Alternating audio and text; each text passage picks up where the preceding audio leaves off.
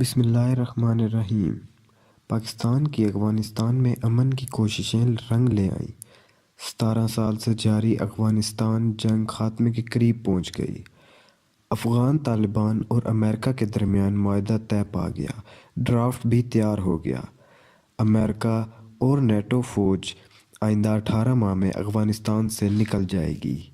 Media reports کے مطابق پاکستان کے ثالثی کے دورے سے افغانستان، طالبان اور امریکہ کے درمیان امن معاہدہ طے پایا گیا ہے۔ پاکستان کی کوششیں رنگ لے آئیں۔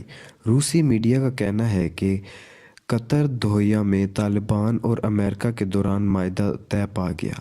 امریکی نمائندہ خصوصی عملے خلیل زاد افغانستان روانہ ہو گئے۔